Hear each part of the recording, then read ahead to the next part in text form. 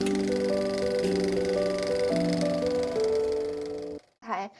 welcome to the Awaken Alive podcast. I'm your host, Emily Ruth. Today's journey, we are going to be talking about grounding and ancestors with our new guest, Army veteran, herbalist, apothecary owner, herb, mushroom, animal, nature, and storm lover, Kelly Baker.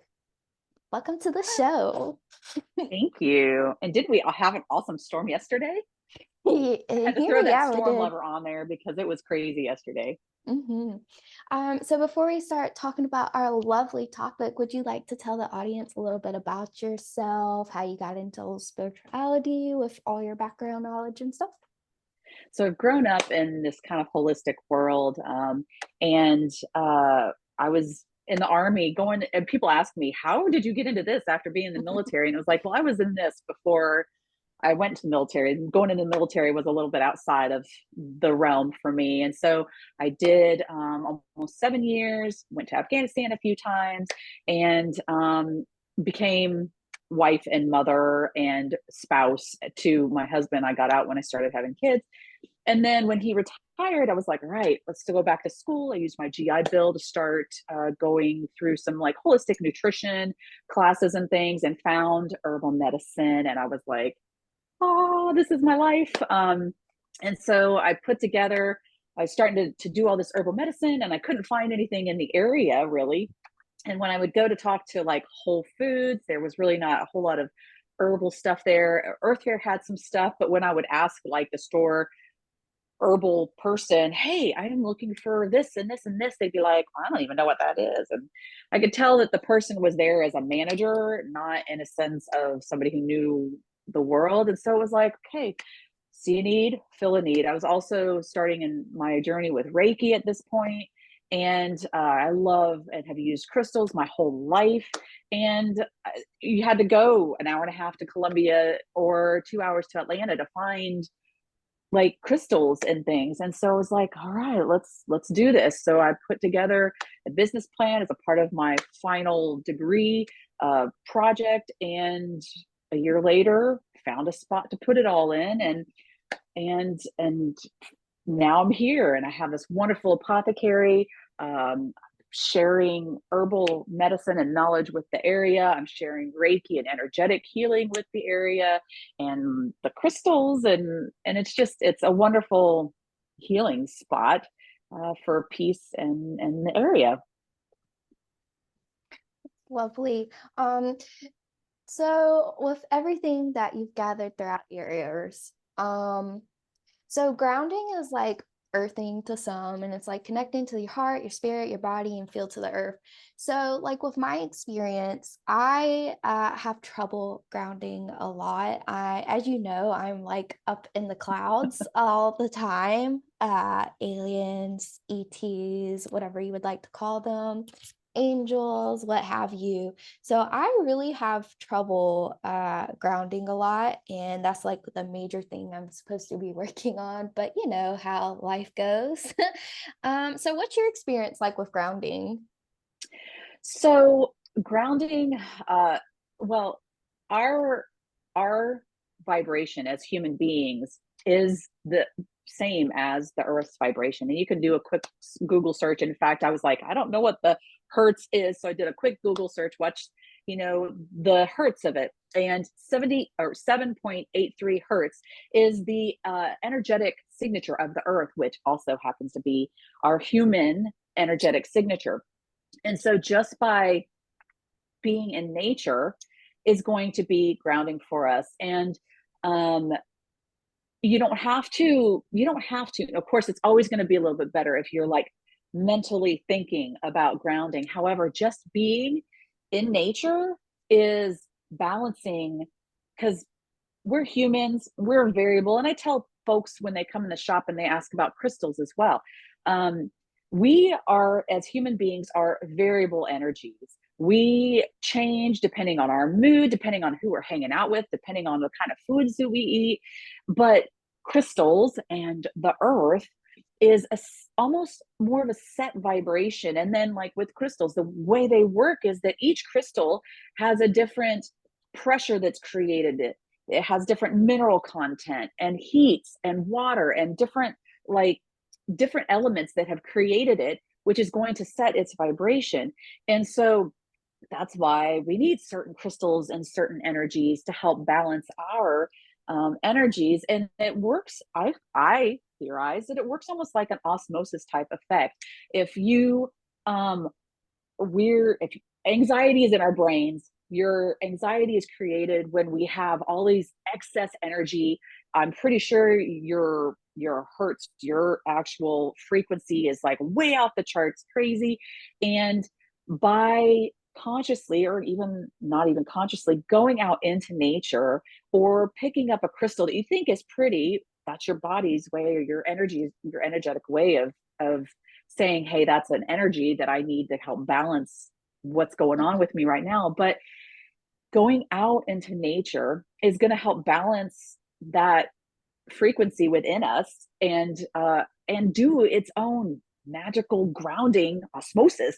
And so that is very important. Just being in nature is that first step of grounding, even if you're not aware of mentally focusing on grounding. That is Mhm. such a huge step, just being in nature. Would you say that you spend a lot of time in nature or So I try to, I mean, but we're human and we are in this society where we're doing a Zoom, and so we're Mhm. around a lot of electricity, which is way off the charts high, and all this electromagnetic frequency. I'm wearing earbuds, which some people are like, oh my God, but balance, it's not, Mhm. I'm not wearing them all the time. And I do try to get out in nature. We own almost a little over 7 acres out at our house, and we have what we call our nature trail. It's just a little pathway alongside the house that whenever I'm feeling a little bit not balanced or emotional, I'll just go for a little mosey. And no, I'm not completely in nature because I have my phone with me, because I'm always like, oh my God, there's a mushroom, and I'll take a picture of it. So, but the you're just being out in nature Mhm. is calming, is balancing, is going to help through that like type of osmosis effect, bring you back down and help ground you without mentally um, intentionally grounding and Yeah. growing roots like in a meditative space. Mm, I see. So what are your thoughts? Because this just came to my mind. What are your thoughts on like shoes in the ground? Like some people, they're like really weird about shoes. So what's with that? Yeah. So there's two sides, I guess, to that thought. Um, I have a lot of fire ants out where I am, and I very rarely go without my shoes in my yard because fire ants can screw up me big time. Mhm. I react, I swell, and I don't want to have that. So I do wear shoes in my yard. Um, and I'm afraid of the fire ants. And maybe I should have a communication. Maybe I should sit down and meditate with the fire ants and be like, y'all, can you leave me alone? But I know that I mean, there's studies about frequency and about taking off your shoes and just earthing, Mhm. and putting your feet, and there's like thermo pictures that they take of the body when you've grounded and when you haven't. And when you've grounded, you can tell the difference. There's more reds, there's more oranges, and when you're disconnected, you do show up more blues and greens, and cooler. But people can argue. I am, again, a human being, and I like to balance, and I like to wear my shoes in my yard. Mhm. And so there are people like the whole I have this business, and I laugh sometimes because I have a friend who will come in completely barefoot. She's barefoot all the time, and I'm like, some places say no shoes, no shirt, no service, and I'm like that. And this environment is completely out the door, because Yeah. not wearing shoes is pretty typical for somebody in this world where you're Mhm. dealing with energy a lot. So Right. I was about to say, like, how does she even go other places with no I don't shoes? know. I even like the other day when my daughter, my oldest, is starting to drive, and she's like, I gotta put my shoes on because you can't drive without shoes. And I'm like, I don't know. Like, have you ever tried to drive and press the pedals without shoes on? I don't know how people do it, but she does. She's barefoot all the time. Oh my God. Like I met somebody when I went to a festival, she was a Reiki teacher like you, different Reiki though. But she talked about she had like these shoes that were like made from animal skin, I think. So I guess that's like another alternative, I guess. So yeah, I mean, animals are going to be.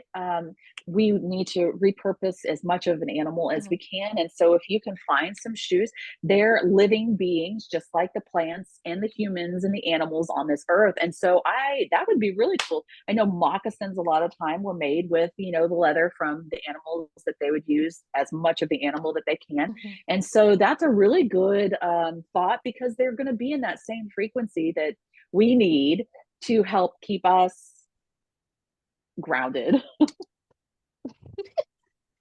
Okay, so you mentioned like being out in nature, like crystals. Is there anything else, maybe the shoes, is there anything else like tips or tricks to be more grounded do you have to offer? So in meditation, intentionally meditative spaces, I do love to um, intentionally image in an imagery, oh my gosh, words, right, in an imagery, grow roots. And so I always when I'm doing a Reiki session with clients, I'll lead them and I'll be like, so now take that and grow roots down into Mother Earth, and know that, like, I always imagine like the biggest, baddest oak tree out there and how numerous and dense and thick and far reaching those roots would be. And just imagine like standing on Mother Earth and allowing those roots to come out of my feet. And then I say go beyond that. Like, Mhm. go beyond what even a physical tree would do and go deeper, go through the rock, go through all the way to that core of Mother Earth. And something that's been coming up a lot for me recently is not just the imagery of you specifically grounding. It's that trees live by being nourished from Mother Earth. So not only do we need to imagine and put that imagery in that we are grounding, but we also need to start letting Mother Earth nourish us and allowing energetic nutrients to come up through those roots that we have Mhm. as well. Because life is not always, it's not one way, Mhm. so energetic energy needs to be exchanged, equal exchange. And so we've got to let Mother Earth feed us as well as intentionally grounding. And Mhm. so in Reiki, then, like, going outside in my yard, I will send that Reiki because I get so much from my yard, and I love. We have tons of oak trees. We've got pine trees. I have all kinds of different little plants, and I'm like, oh my gosh, there you are! You're so cute. I love you. And I talk to them like a weird nature lady, and I appreciate the happiness that they give me so much. I'll send Reiki to the four corners of my property and just send energetic Reiki roots down into the our property to feed it Mm. as well. Mm. Equal exchange. Right. So for somebody that has like trouble imagining something like that, or they don't know like how to ask, I guess you would say, like what would you recommend? So just simply going outside, and if you're like me, have fire ants in your yard and you're worried about getting bitten, um, even taking like a chair or just sitting on your front porch where you're looking, or sitting, going somewhere, wherever you can find nature, going there, and just focusing on breathing is Mm. going to allow everything to do the earth and energy to do its magic without you intentionally. Now sometimes folks that have problems meditating can't do that imagery. That's why focusing on counting can keep their Mhm. brain in the moment. And with that, focusing on the counting of the breath, you would breathe in for 4 counts, hold it for 4 counts, exhale for 4 counts, and then hold that exhale for 4 counts. And if you, we call it a box, a breathing box. Mhm. And if you are thinking of 1, 2, 3, 4, 1, 2, 3, 4, slowly, of course, you're not going to have those bombardments of thoughts because you're counting, you're breathing, and then you are breathing, and that's going to be, and you're in nature. So it's going to all do its own thing to help with anxiety just by sitting in nature and breathing and counting the breath. Those are good tips, especially for like sometimes, like with me, I like see things, but lately I've been having a hard time. And I don't know if it's just because of like wedding planning and what have you, but that reminds me that I should be breathing. Breathing. um, Um, yeah. and there's about breathing. There, you're reeling, you get stuck Mhm. on those. You're like, oh my God, 2 hours has gone by. And what have I learned from watching all these reels that just pop up? But I saw this one of this fella who talks about breathing, and he talks about anxiety with breathe, like when you're high anxiety. And the fact, so you take a nice deep breath, and then at the end of that breath, do one more little inhale, Oh, and okay. it really expands the lungs just a little bit more somehow. And I can't remember all the details of it, but doing that inhale and then doing a little bit more just afterwards, like, does something to energy and really can bring stress down Mhm. a lot. I I don't remember know any more seeing than that. that. I Yeah. remember. I think there was like a We need YouTube to look video more on into it. it. Yeah, I'm gonna hold on. Let me write that down because maybe I can like find that video and like pop it in here. But oh my God, Yeah. yeah, I remember that. But you mentioned like the trees and stuff. Lately in my heart chakra, I my heart chakra turns into like this big gigantic tree. And I don't know about the roots, but I just find that interesting that you were I talking want to about show you trees. something. I have a picture hanging up here on my wall. And this was from a local artist. I Mhm. know Regina at 4P Art Studio. She has 200 and under shows all the time. And this was like, I didn't even have the shop open yet. And I bought this picture because this is my imagery of Ooh. rooting. And so the fella just did a picture of a woman, and then he said he inverted a tree and put it on the bottom half of her. And I'm like, that's so this is the imagery that I see every Ooh. time. I've got it hanging on my wall right next to me right here. And this is the first thing that I bought before I even had a physical location of the shop. I'm like, this is going in the shop. Groundy. Because anytime I Yeah. come into your shop, I always And you feel need to like, come in the ooh, office. You go, Kelly, can I see your picture, please? I'll be like, it's right there, let honey. me Go in and hold sit. it. And it's on wood. So it's all just Oh, like very root. grounding. That's Yeah. hilarious. Wow. Trees, man. I actually channeled a tree. I was channeling a flower of a crepe myrtle, and then it mentioned that I needed to channel the white oak tree I have in the back. And I was like, how interesting. And I channeled, and it actually did talk about breathing and patience, I think. So Yeah. I I find mean, that interesting. tree energy is all about patience, that's for sure, because they just Live for stay like there ever. and grow And forever and yeah. blow in the breeze. So they're like the epitome of patience energy. Yeah, Maybe they're that's why I like being out among them, because I don't mhm. have a whole lot of Oh, patience. I love them so much. Like I like hugging them. I'm like one of those weirdos that hug big trees. Like you would think I was a hippie or something, but You are, we I are kind of deep am. down. I just might not look like it. But yeah, like no, I'll be hugging trees and I feel like I'm a part of them somehow. I've been told like I was one in like a past life. I'm connected with them and like I cry like every time I see a tree cut down. Like I'm like, Yeah. but it's the way of life, right? And Yeah. but late Especially in this area, they're always harvesting pine oh yeah. trees. They also Yeah, I like, feel like I can hear them screaming when I'm oh, driving past. So what I do when I do that, when I'm mhm, driving past an area that's being logged and stuff, I oh, energetically kind of like scoop up all their energy and I'm like, come live on my mhm. land. I'm like, come live with me in my land because you'll be loved there, even though you're not Yeah. there anymore. Yeah, because like some of the like I don't know, some people talk about plants and they talk about like, oh, if you're gonna like do something, like talk to it so it could like retract its energy right quick. Um, I don't know. So I know they like send signals to each other when something's happening. So Oh I always yeah, the imagine. underground network of Hmm. life is so crazy. And then we get into like the mushroom world and the mycelium running Ooh. all over the place. Mm. The underground network of life is just astounding. I wonder if like we connect to that somehow, like when other humans. I'm just kind of curious about that. I You know we're know not what, always on Earth. though? I bet we could. We have just become so separated from this with all of life and all of technology and this go, go, go, work 40 to 80 to 90 hours a week, Hmm. um, cook dinner, go to sleep.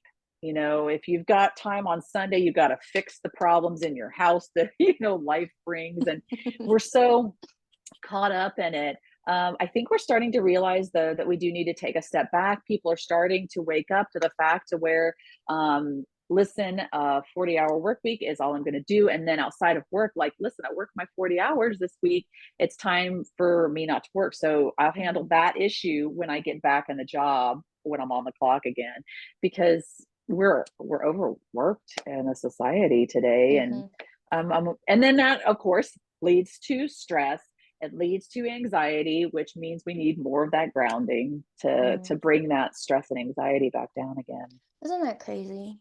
That like they're like work, work, work, but then like everybody's going crazy. So then they're like, why Yeah. are we going And then, crazy? I mean, that makes me think of the fact that you do see more stress and anxiety in cities, in Mm. where there's less nature.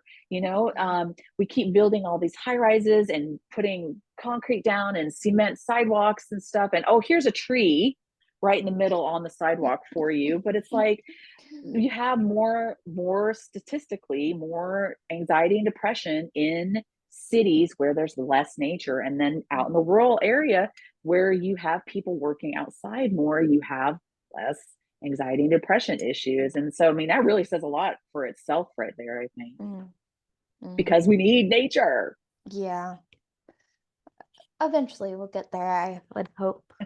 Right. I feel like there's always these misconceptions, and then like there's like from this side to this side, there's some people in the middle because balance. But I was just talking with my husband, and in the life and in general, God, with politics, with social isms, hmm. whatever's going on, as a society, we always have to go to these extremes to go, oh, Hmm. God, this isn't working very well. Like these people working 80 hours a week. You know what? They're having heart attacks, they're having strokes, they're having all kinds of health issues because we're not meant to do that.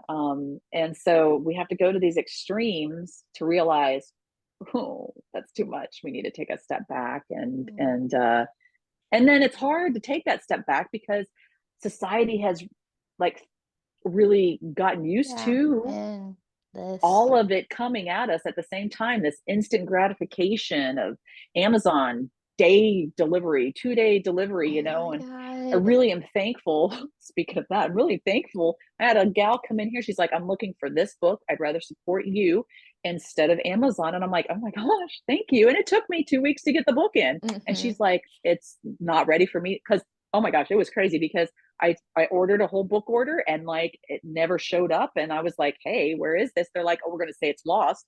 They shipped out a new order completely. So like another week later, and they both showed up at the same time. Just So more books. yeah, I know, right? I'm like, you know what? I'm going to go ahead and keep these. Here's another check. Mhm. But it's very nice that there are some people out there that are patient, that are Mhm. willing to wait and know that that instant gratification isn't something that's always necessary in our lives, but Yeah. these people, poor young kids are growing up with walking out the door and having something delivered immediately. So Yes. I think now that you said that, like I think the oak tree talked about that, I think. cool. So that's What did it funny. say? Um, Yeah. sh- Let me see if I could pull it up. Like I really I have want so to many oak trees. I need to go out hold and talk on. to them too. Let Our me, our yard is just well, full of oak trees. because I've been channeling the trees in my pastime. Let me see if I can pull it up right quick. Because I have like this whole collection and I know I'm going to do something with it. I don't know if it's going to be like an oracle card deck or like a book. Cool. Yeah. Um, but we'll see. I, because I just been, it's just random ones that I like. If I see something, I'll like take a picture like you do and then but then I'll channel it later. So let me see if it was one of the trees I channeled the other day. Do. Okay.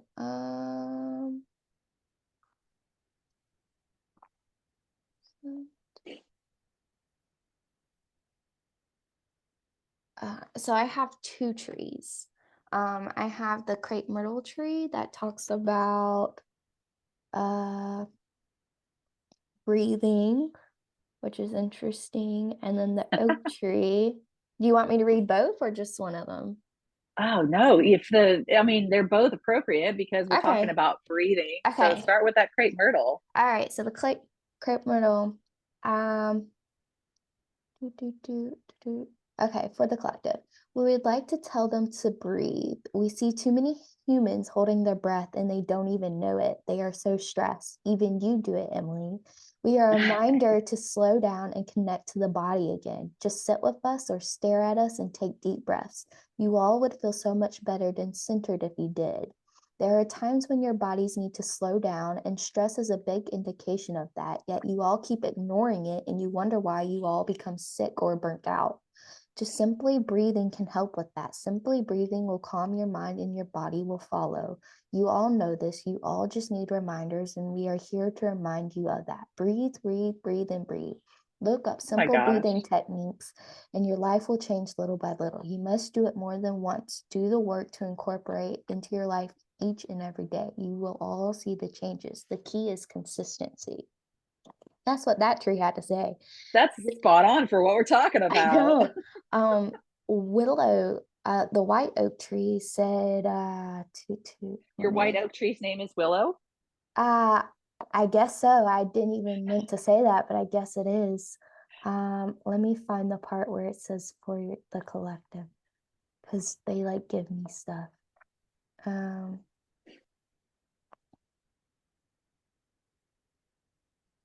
I'll just read it. Here and present, for we feel very connected to each other and for good reason. The energy of us is connected to you from the past, and the feeling of safety and security comes with that familiarity. For you, dear Emily, we will help you with the seeing of colors by being the anchor. Whenever you work on colors, connect to us in your seal being guide for colors. Just like you connect to my other guide, unknowingly we might add, just be patient when it comes to having your future children. They will come. And like Michael said, trust yourself in that belief. As the aura of the tree in your yard, you are not seeing things. Yes, sweet trees and all things have colors. Sometimes we have the same color for the same type of tree, but it might be a tad different. You are meant to work on the colors during this time. Now, as for the collective, there it is. We are patient. Everything will come when it's meant to come. We are reminded to practice patience. Patience, patience. Practice patience by sitting and doing nothing. Practice patience by taking a step at a time. Practice patience by living each day to your fullest potential, even when you need to rest. Breathing, like the crepe myrtle has said, would come in handy for times of patience. Make the times go by faster for some, as they say. We are in a time in this world that doesn't appreciate the slowness of life because of the hustle and bustle of work till you have died or the instant gratification of having something that same day. You all have grown accustomed to the fastness of life, which leads to no patience for most from what we have gathered. Patience is the most important skill to have, for it brings the most fulfilling rewards that last for a lifetime. Those rewards come slow and steady. They come at a time when you are ready to fully accept those rewards. For if you were to rush it, you might not get the feeling of this is right, or you don't fully accept it because it is not the time, which in turn gives you frustration and annoyance. Just be patient with the slowness of life, my dear humans, and life would be much simpler for you all. Emily, it's crazy how everything that we've discussed right now was something that you channeled. How long ago did you channel this? Like, this is Like exactly like 2 days everything that we've ago. talked about. two I days mean, ago. there are no coincidences. I mean, it's like almost word for word what we've been talking about today. It's crazy. Oh my God, I love it. That is crazy. I was like 2 days ago, like not even kidding. I love Um, it. yeah, freaking wild. So going into the ancestors, isn't it wild? Like on one of these days, I'm just gonna come up to a shot and just show you what I've been working on, because eventually I want to put it out there, but not right now, obviously, because I feel I'm like you're ready gonna be like, yours. whenever. I Yeah, have patience for whenever yeah, you're ready for it. yeah, no kidding. It's wild. And I feel like all this energy. But anyway, so going to the ancestors trees, how does ancestors play into grounding? Uh, well, it's the Mm. circle of life. Um, so we all die and we get buried Mhm. and we get to be a part of what growth then happens afterwards. We nourish now. We've gotten into this whole casket thing and we're not recycling our bodies like I think we should. Mhm. I'm like, God, when I die, turn me into one of those tree pods, or Oh, cremate me and like yes. scatter my ashes so it can nourish something. Like, Mhm. I think we have, personal opinion, whatever, I think we have completely over casketed the population, and we've got all of these cemeteries of caskets that are just taken up. I mean, eventually we're going to be this world of casket land, and there's not going to Mhm. be land for trees. I am not a big person on the casket and formaldehyding the body for preservation. I'm like, let it rot, let Yeah. it feed the next thing that needs to grow. And that's our ancestors. When you think about it, our ancestors fed life that eventually cycled into us. Mhm. And so, and whenever I think about my ancestors, I think down. I and I know that you probably think up with you're up there a lot, but like, Mhm. whenever I think of ancestors and ancient knowledge, it's down in the dirt. It's Mhm. down, way down deep in there. And that's a part energetically that I'm like, oh, pull it up and come into this. I'm in that instance, when I pull in Reiki and stuff, it's like come down, but it's like, ooh, when I'm working with ancestors, it's like, ooh, let me suck that up from down below and like feed me and let me know.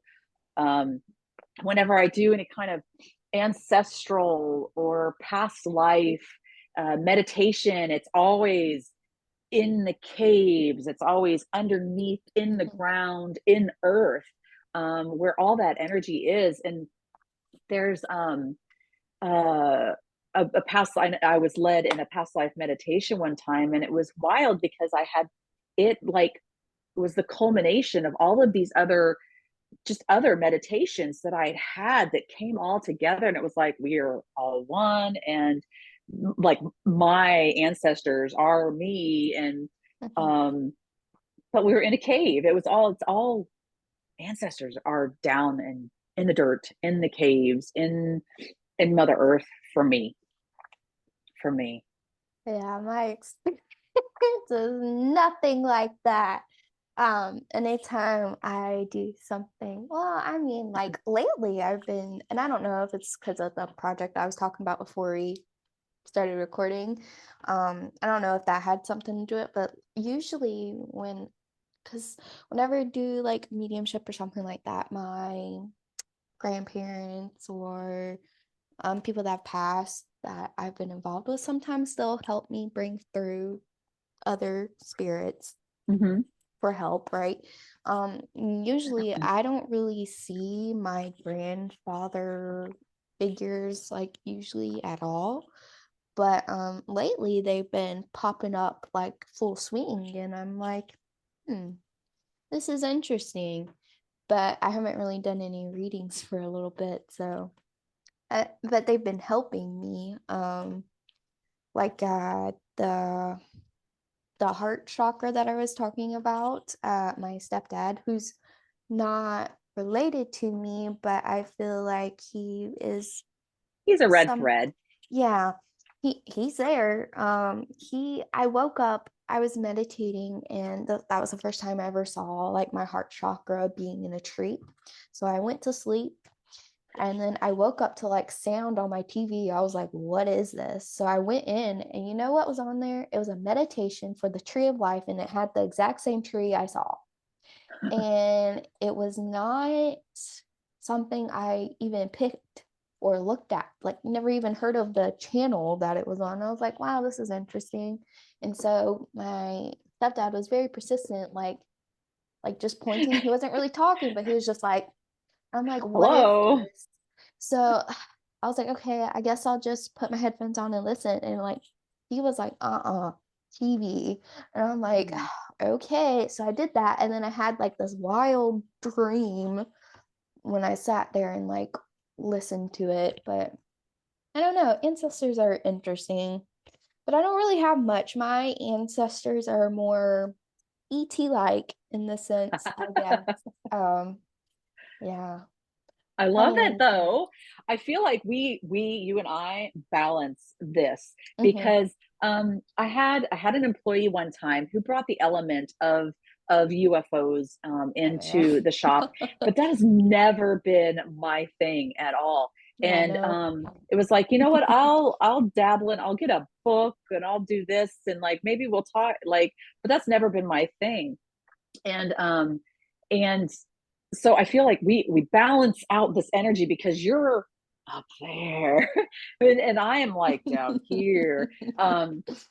But I know that you had thought that the runes would come up. I'm going to bring them up now Mhm. because this is with the runes. So I Mhm. started working with the runes over 3 years ago now, and I work with the gal who I found the book for and it introduced me to the runes, Ingrid Kincaid. And so of all of the books that I have available to me, I kind of looked at the list and I was like, eeny, meeny, miny, mo. And the reason I found the runes is because on my, because I moved the shop to this new bigger location that I'm at now. And I had Dwight Harriman, who is the Atlanta shaman, come out. I think I had Brittany McMurray, who was doing tarot readings at the time. I don't know if she just still does them. She does lots of coaching and stuff now. But she came out, and I had multiple different things happen at the same time that said very deep, earthy, ancestral knowledge was coming for me. And I was like, oh, yeah, let's do this. Mhm. What is it? What is it? And I'm like, okay, well, what is this? And so I started just thinking, and I'm like, okay, my ancestry is Northern Europe. My dad's parents came over from Hungary. There's not a whole lot in that Hungarian world of mysticism, like pre-Christian Mhm. mysticism and stuff. But I'm trying to find some. I found a couple of books, but there's a ton of Slavic, which with that Hungarian, it kind of goes back into that Slavic area for me as well. Um, but there's a ton of rune information and Norse pagan, pre-Christian Norse pagan ideology. And so I was like, well, what's this rune stuff about? So I was looking at all these books that I could get, and I was like, all right, I'm going to try this one. It's called The Lost Teachings of the Runes by Ingrid Kincaid. And I got it in and I was like mind blown reading through it. I'm like, I identify with this ideology so hard that I remember taking pictures of it and send it to my friend going, oh my God, read this. Oh my God, read this. And then I looked at the author and looked her up, and she just happened to be doing an online Zoom class over her first book that is more in depth about the runes, like individual rune meanings. And I was like, all right, sign me up. So I signed up for that. And then I did another couple of different uh, classes with her through Zoom. And she said she's still accepting mentorships. And I was like, can I be one of them? And she was like, Mm-hmm. let's go. And so that was 3 years ago now. And so I've been working with her one-on-one and learning about the runes, but they are earthy. They are Mm-hmm. grounding just on their own. And it's ancient, ancestral, deep knowledge for me that really just fits with my grounded niche, which I need, because um, if we go with zodiac and bring in an Ayurvedic medicine and all that kind of stuff, I am fire sign Sagittarius. I'm surrounded by air signs in my house. I am always a little hot and a little heated and quick tempered. And I'm a Pitta Vata on my Ayurvedic. So I'm up there. So being around all of this ancestral, ancient, Mm-hmm. old, earthy knowledge is so important for me to my balance. Yeah, I will say that, gosh, even when I got a reading from you, um, I want to say I still have it somewhere. But I remember you telling me like something coming up from Earth and stuff, and I was like, oh, it Yeah. has to do with my life down here. That's how I interpreted it. But lo and behold, that led me to that project. Oh, yay. Because the same thing you said ended up coming in with the Akashic record reading I had with Very Jen. cool. I love it. I love it. Yeah, so your Uh, little earthy grounding energy. I yes. have Come you. back down, Emily. Come back down. Yeah. I don't want to be down sometimes. I want to be up there. And so one of the things that I and working with Ingrid and philosophy of the runes and that earthy ancestry is that we are human for a finite amount of time. Mhm. You might come from beyond, you might come from um, what are these different planets that are Galaxy out far there? away. Yeah, so like you might come from those, but you decided to sign up to Yeah. be in this human body for this finite amount of time. Hmm. And so revel in the physicality and the earthy aspect of being here for this finite amount of time. Um, and I always think of the rune Manaz, kind of looks like an M with like a cross in the middle. And it is about being a human and being Mm. physical in your nature. And when it comes up I just had it come up in a reading yesterday that I did for a gal, and it's like, you need to feel into your human body and feel, because the way everything kind of came together, it was like she was having a situation where she was supposed to be aware of equal exchange, and like, is she giving as much as she's receiving? Is she receiving as much as she's giving? And it came up to the fact that she needs to really be physically aware of it. If something comes up and it's Mm. like, ooh, that doesn't sit right, be aware of that. Be aware of that physical thing. And then um, we always talk about gut instinct, right? Mhm. And that kind of falls in that too. If you meet somebody, if you have a situation come up and you're like, ooh, that kind of makes my tummy not happy, that's an indicator that that's not a good energy to blend with what you're doing right now.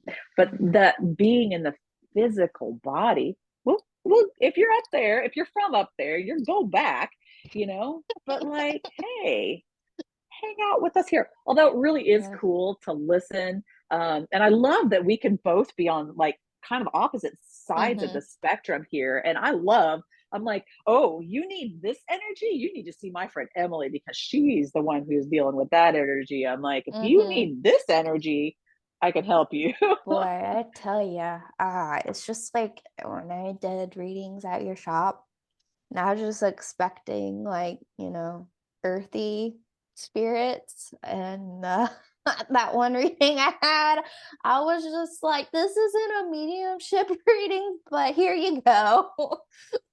I I love mean, it. it's hilarious. But that whole experience at your shop made me realize that my mediumship readings are different than from others, and some might call it, channeling, what have you. It's all the same, really, to me, anyway, when I channel. But I don't know. It's just funny how And everything yet, works out. you have to understand that we are all individuals and our own individual abilities are going to be our own individual Hmm. abilities. And we can't, and it's really hard to not compare ourselves to other. It's really, really Hmm. hard. And, and everybody deals with it on a daily basis. And it's something that I know I've struggled with my whole life. It's like, but they're doing that and they have that and they can do that without that repercussion. Like, Hmm. you know, Hmm. but we've got to not compare ourselves and our Exactly. abilities. Whenever I was first learning Reiki, there were three of us, my two friends, Carmina and Jean. We went through the levels together, and in between, we would always meet and talk about our experiences and everything that we're having like grow within us. And one of them would say, "Oh, this happened, this happened, this happened," and it's like, I want that to happen. And then she would Hmm. be like, oh, this and this and this. And I'm like, okay, well, that's really cool too. All right, well, this is what I'm experiencing. And you're like, this is all I'm experiencing. And then be like, oh my God, I Hmm. want that too. So like we can't discount our own experiences because anybody else might go, oh my God, that is so cool. I wish I could do that. So Hmm.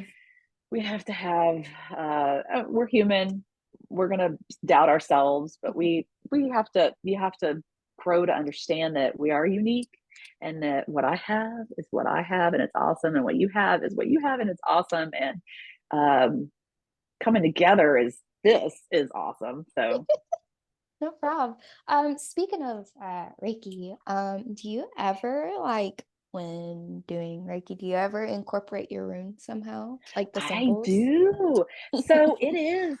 So, okay, again, we are human and we all are individuals. Hmm. And it's all, and okay, so when I teach Reiki, I teach that like there's this one healing energy source up there. And it came down like on an umbrella and it went to Japan and became Reiki. And it went to Northern Europe and it went to Americas and it went to Brazil and it went to all these different places. It went to Egypt and it all became energy healing based on the culture's interpretation of it. And it's Hmm. all the same. And so when somebody comes in and they're like, oh, well, I do this type of energy healing, and Reiki is a lower vibration, or Reiki is a higher Ooh, vibration than this energy. And I'm like, oh, interesting. come on, people. It's all the same. And It you're just really using is. that human, I need to be better ego to say, oh well, mine is a higher vibration than that. And I'm like, it's all the same.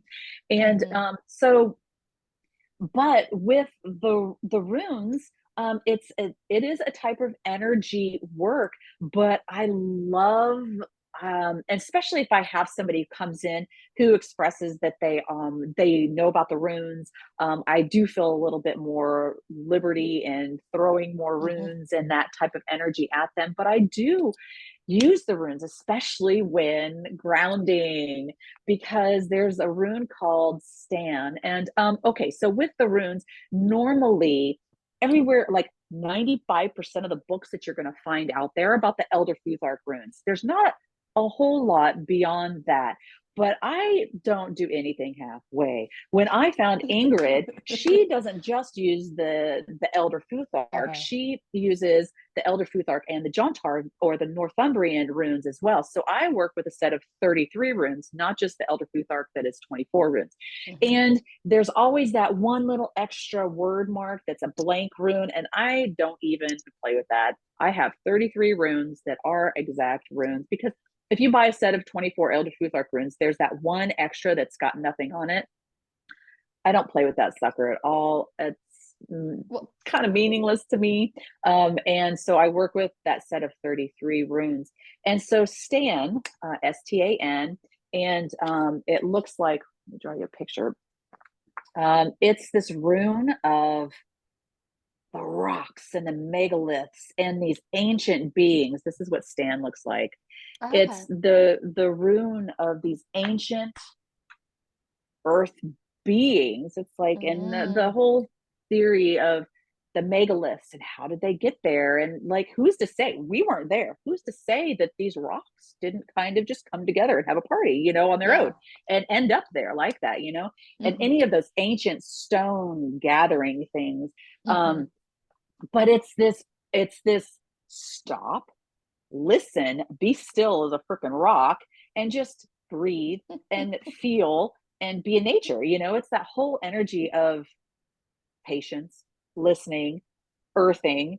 And so if I have somebody who's really having some problem, and it's a rock, I mean, you can't get Hmm. rocks are gonna, like, I have this hematite rock, this palm stone. If I'm feeling a little bit too up in the air, I'm like, let me hold my hematite. And it like brings you down and grounds Hmm. you so fast. And so this stand rune is, it's going to be grounding. And a lot of times in Reiki, I'm pulling up from Mother Earth. I'm like, all right, these guys need some help. Come on, Mother Earth, bring it up and send that into them. And it's not just all about pulling down the Reiki and allowing the Reiki to heal. It's about bringing up from Mother Earth too. And I love Mother Earth.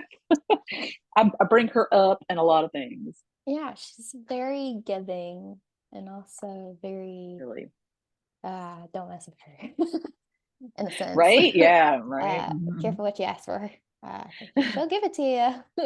Right. Like, oh man, that is wild. Man, that's the runes. But That's oh, so so back to the Reiki and the runes yeah. together. It's actually and so with the Reiki and my own teaching, I've started putting together my own manuals because, like Ooh. it's nice to be able to have that manual to work with, but I don't vibe with X, Y, and Z of what they're Mhm. dealing with. And and as I teach as a Reiki instructor too, is that this everything I teach you is just a base. It's a base for you. And the way to thrive in your own Reiki practice is to take here, here, here, here, here, and put together Mhm. your own Reiki thing. And so that's how I preach. So I'm going to practice what I preach and kind of create Mhm. my own manuals. And it's like that whole patience thing. It's a work in progress. I give into it a little bit and then I'm taking a step back. It's not time yet. Mhm. Um, but that led me to like, I need to create a book. Like I've got so many book ideas in my brain. I need to create a book combining the runes and the energies of the runes with Reiki. And so Ooh, that'd be good. there's I know, right? And so like with grounding, it's like I use Stan, and then there's a rune called Kanaz that's a lot of ancient knowledge and stuff. And so like I'll throw that on people's third eyes sometimes when I feel like they need that. And then there's some other like actual Reiki symbols that I'll throw on that third eye as well if I feel like it's clouded or I feel like it needs a little extra attention. But Yeah. there are runes that I will use throughout a Reiki session, Mhm. um, and a Kelly energetic working session, because it's not just Reiki. It comes the Mhm. compilation of everything that It does. I put into it, and that's how it should be. Yes, I am classically trained in Eastern lineage, Reiki through Fran Stein, and I've been Western trained through William Rand, and then I had two other teachers. So I have all of this variety, and Mhm. so I take, as I teach, I take this from that one, this from that one, this from that one, and then I add me, little shake of me in there, Mhm. and I do that for my sessions. Right, which I really appreciate because that helped me, like, when did Reiki for a little bit, but I incorporate it into my mediumship stuff. Yes. Um, but, I do that when I'm helping animals, uh, Yes. all those animals. I do that a lot, or I'll send, like, whenever, like, a spirit tends to come and help me for something, I'll send them a little bit if they want it, Yeah. or A if little not. thank you. Mhm. Yeah. And yeah, so I do appreciate the doing your own, but like I've been getting symbols from like I guess you would call it light Yeah. language, like the ones I've gotten Yes. a ton more, which I'm making a Nice. book about. Yes, I do. I think you um told me that you were working on that. yeah, ton. I think there's like only four more I need, but I'm taking a little break from that to work on the other project. But yeah, I use one of those symbols that I got from an angel whenever I pass help spirit, even if it's not Yes, human, I to love cross it. over. And And if yeah, you I think find it about it, interesting. the symbols that we use today in traditional Hmm. Reiki were given were given to somebody at some point in Yes, time and just passed on. So who's to say in 20, okay, so early, like late 1900s or 1800s for Usui, so who's to say in 100 years from now we might be practicing Emily symbols, and so it's dude. everything that, and that whole philosophy, of somebody created the explanation for this, somebody did, so Mhm, it was divinely given to them. And so who's to say that what you come up with an explanation for your thing mhm, is wrong? And I bring that to client or customers and clients that come in and they're like, I need a rock for this. And it's like, okay. So if you pick up a Judy Hall book and you mhm, say, okay, um, the stones that help balance the heart chakra and grief and self-love is rose quartz. But I'm like, you know what? Okay, so there's XYZ stones that are supposed to be for this energy, but she wrote this book. Who's mhm. to say that when you come in, I'm like, feel into that feeling and pick the stone that you think is the coolest that's going to help you for that energy, because it might be completely different. Just because somebody wrote it in a book doesn't mean that that's what's going to be your jam and what's going to vibe with you, because we're all individuals and Mhm. we all are different. And somebody's divine guidance that they wrote in a book is their divine guidance. It might not be Yes. yours. So you're talking about all that, and it's reminding me of this book I'm reading. It's called Thea Uba, The Golden Planet Prophecy, and it's written by somebody who's already passed away. I would love if I could ever channel him or something because I want to get into like that brain of his. Yeah, do But it.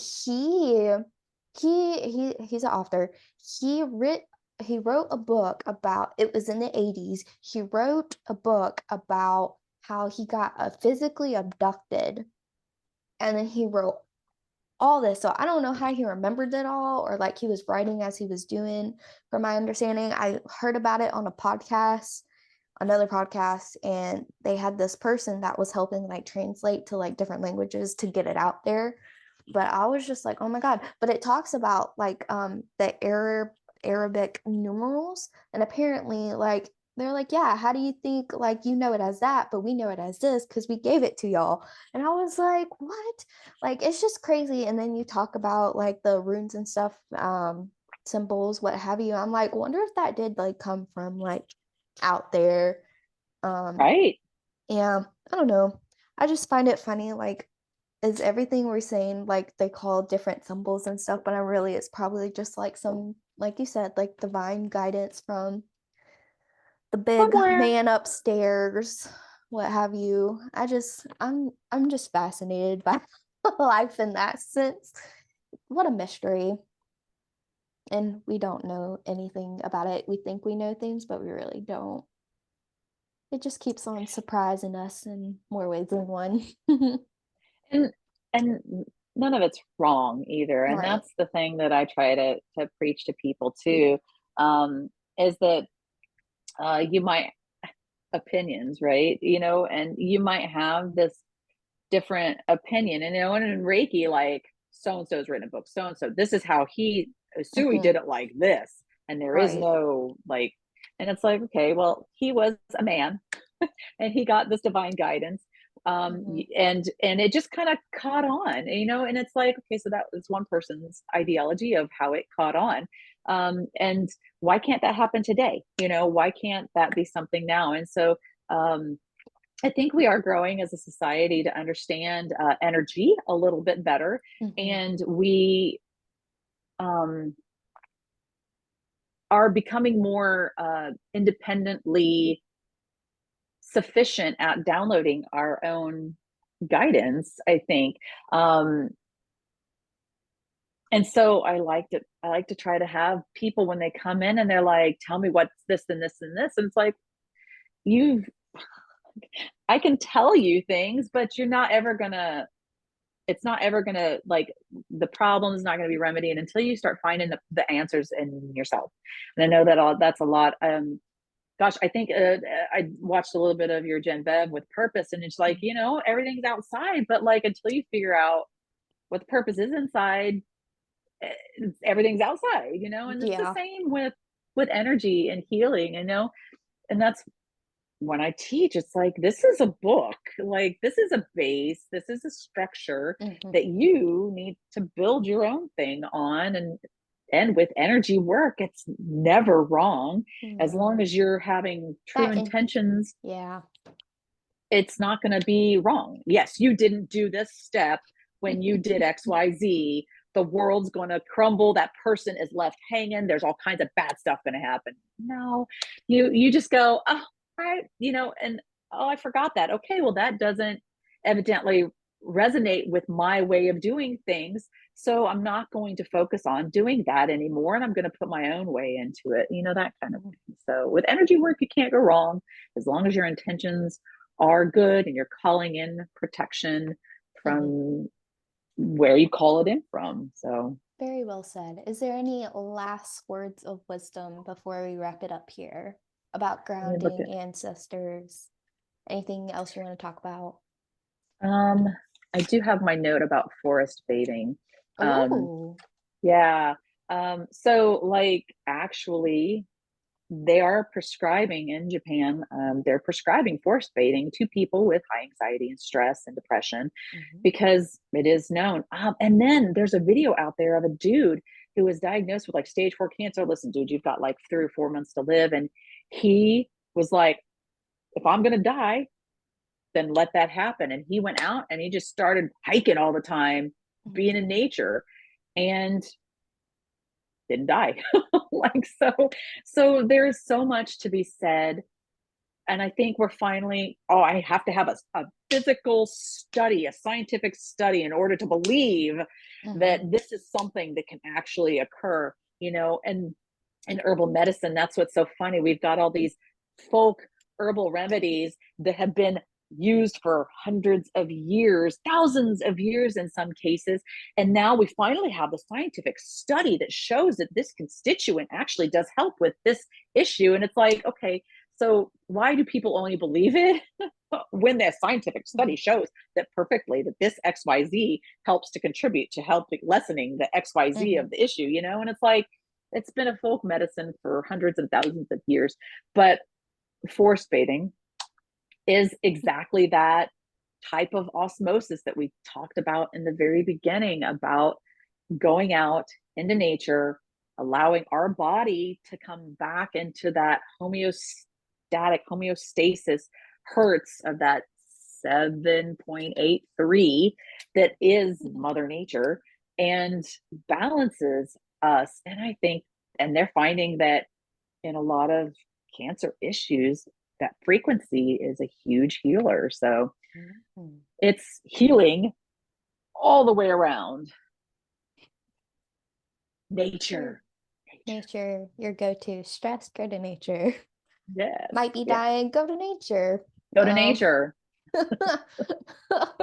Very well said. Would you like to tell the audience how they could find you on social media and whatnot? Yes. Okay.